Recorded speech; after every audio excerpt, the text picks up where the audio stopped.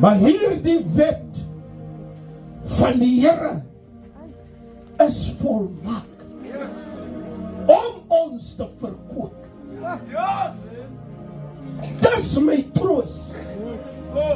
Die wet van die Here is volmaak om ons te verkoop. Vader, ek prys U. Jesus. Die wet van die Here is nie daar om ons te oordeel, om ons te sê hoe sondaars en hoe vuil en hoe sleg ons is nie. Nee, die woord van die Here is daar ook om ons te verkoop. Halleluja. Geliefdes, laat my toe om 'n bietjie verkoop te verduidelik. Want ek neem kennis dat dit nie 'n woord is wat alledag taal gebruik word nie. Verkoop beteken opbeer. Amen. Halleluja. Die woord van die Here as jy plat is, hy is daar om jou op te beer. Verkoop beteken ook moed gee. Amen. As jy moedeloos is oor die toestand van jou kinders, oor jou finansies, Halleluja. as jy moedeloos is, depressief is, die woord van die Here is daar om jou moed te gee, om jou te verkoop. Geliefdes, die is al boek die woord van die Here wat vir stof lê. Maar die antwoorde, jou krag, jou optel, jou nuwe moed gee, jou verkooping is in die wet, in die woord van God.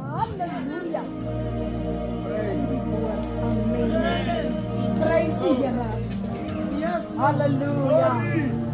Die wet van God is daar om ons te verkoop. Amen.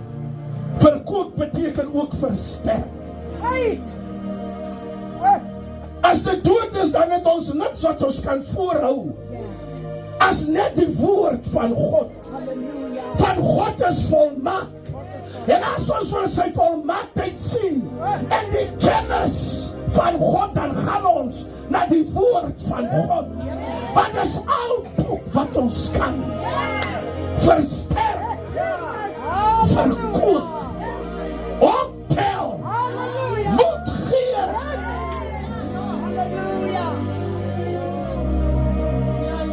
Geliefdes, dokter is nie die antwoord nie.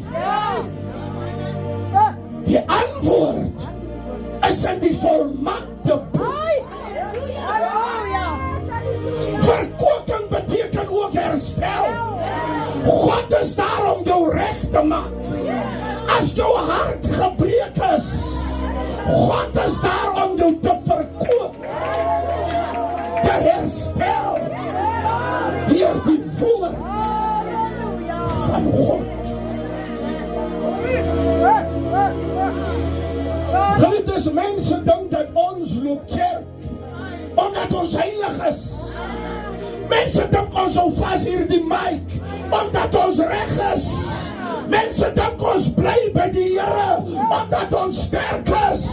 Nee, as ek kom nader, ek bring my swakke hand en ek kom sit hom in sy sterke hand.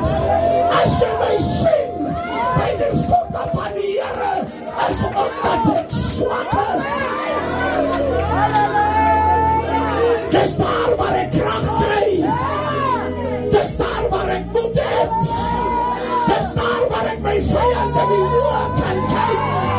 Wat my krag, my nuwe moed, in die wet, in die woord van God.